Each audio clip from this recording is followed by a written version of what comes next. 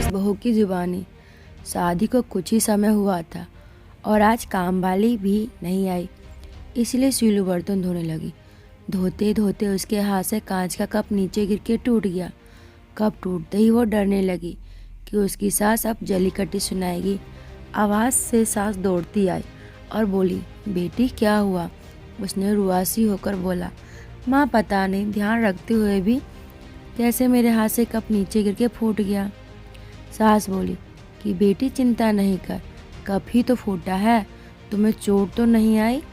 और भले इसके कितने ही टुकड़े हो गए हो, पर मेरी बेटी के दिल के टुकड़े ना हो। मेरी बहू से महंगा क्या ये कप है? और हाँ, तुझे अभी ये सब करने की क्या ज़रूरत? मेहंदी भी नहीं उतरी तेरे हाथों से।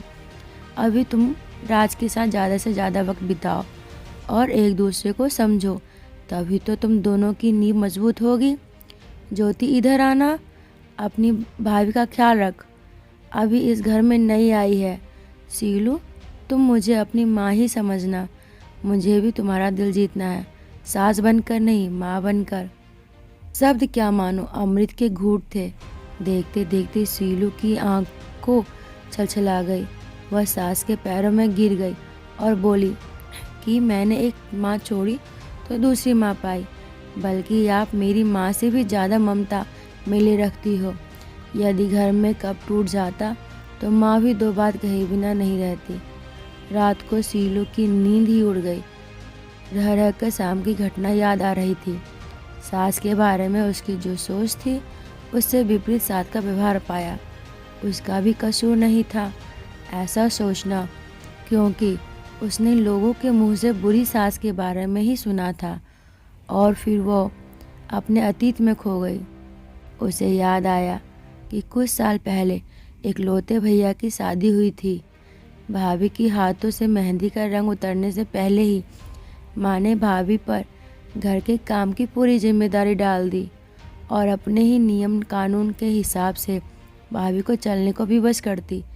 माँ ने भाभी को घर में एडजस्ट होने में ज़रा भी वक्त नहीं दिया।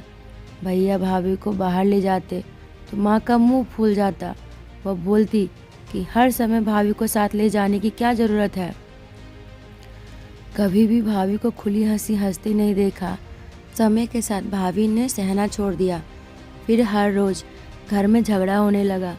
एक दिन भाभी के हाथ से कांच का गिलास नीचे गिर के टूट गया। माँ चिल्लाने लगी कि कितना कीमती गिलास फोड़ दिया, रोज़ इतना माल खाती हो, उसकी शक्ति कहाँ गई? अपने मायके में गिलास फूटा होता तो मालूम चलता। कोई भी काम ठीक से नहीं होता, ना जाने कहाँ ध्यान रहता है। भाभी भी कड़क कर बोल दी कि हाँ, मैं तो बैठी बैठी खाती हूँ, आप तो खड़ी खड़ी खाती हैं। जब से आई हूँ तब से रोज़ 2-4 जली कटी ना सुना दो, तब तक आपको चैन नहीं पड़ेगा। कभी मेरी माँ को तो कभी मेरे बाप को, हमेशा मेरे मायके वाले को कोसती रहती हो। दोनों तरफ से तीर बरस कर एक दूसरे को छलनी कर रहे थे। घर के अलावा उसने और भी जगह सास बहू के झगड़े सुनते सुनते डर गई। वह शादी से कतराने लगी, पर माँ बाप के कारण शादी करनी पड़ी और एक अनजाने भय को लेकर ससुराल आ गई। पर आज की घटना से उसकी सोच ही बदल गई कि सब सास या बहू एक जैसा नहीं होता है। नींद न आने की वजह से उसने सोचा, चलो थोड़ी देर माँ से बात कर लूँ। माँ ने इतनी रात को उसको फ़ोन करते देखकर बोला कि सीलू, सब कुछ ठीक तो है ना? कहीं जवाई राजा या सास नंद से तो झगड़ा नहीं हो गया? वह बोली, नहीं माँ, ऐसा कुछ नहीं है। मालूम है माँ, आज मेरे हाथों से कप नीचे गिर के टूट गया। तभी सास आ गई और आगे बोलती उससे पहले ही माँ ने बोलना शुरू कर दिया, बेटा, फिर तेरी सास के चिल्लाने पर तूने अच्छा जवाब दे दिया ना? हाँ बेटा, कभी भी दबकर नहीं रहना, तू भी पढ़ी लिखी अच्छी लड़की है, तेरे में कोई कमी थोड़ी ही है जो सुनेगी। तभी बात को काटते हुए तेज आवाज़ से सीलू बोली कि माँ, अब बस करो, मैं अपनी दूसरी माँ के खिलाफ कुछ नहीं सुन सकती। माँ सहम गई और बोली, तू ये क्या बोल रही है? हाँ माँ, आज मेरे हाथों से जब कप गिरा तो सासू माँ ने सारी बात बताकर अंत में बोली, अब तो आप समझ गई ना सारी बात। और हाँ, सास ने सिर्फ बोलने के लिए नहीं बोला, वह वाकई में ज्योति की तरह मेरे से व्यवहार कर रही है। माँ, एक बात कहूँगी, आप बुरा तो नहीं मानेंगी? हाँ बोल बेटा। माँ, काश आप भी मेरी नई माँ की तरह भाभी के साथ व्यवहार करती तो शायद भैया भाभी अलग नहीं घर में नहीं होते। माँ, मेरी सास ने शुरू से ही अपने प्रेम से नींव मजबूत कर ली तो उस पर टिका परिवार में मजबूती कैसी नहीं आएगी। आज माँ को महसूस हो रहा था कि वो नहीं बल्कि शीलू उसकी माँ बनकर उसे अच्छी सीख दे रही है।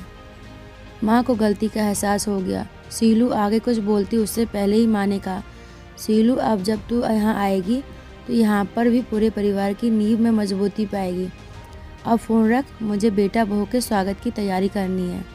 शादी के बाद नई जिंदगी की शुरुआत में अगर आज सास समझदारी से काम नहीं लेती, अपनापन नहीं जताती तो शायद शुरुआत की नींव ही कमज़ोर होने से पूरी ज़िंदगी आपस में दरार पड़ जाती। कप को फूटने से कोई नहीं रोक सकता, किंतु प्रेम को टूटने से हम तो रोक सकते हैं। कांच के टुकड़े हो जाएं पर घर के टुकड़े ना होने दें। घर में प्रेम का वातावरण बनाए रखें, एक दूसरे के सम्मान को समझें, इज्जत करें तो घर स्वर्ग बन जाएगा। घर नर्क से स्वर्ग में बदल सकता है यदि बहू सास को माँ मान ले और सास बहू को बेटी मान ले। दृष्टि बदलने में सृष्टि बदल जाएगी।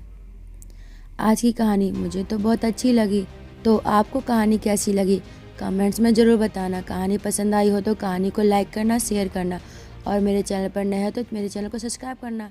धन्यवाद।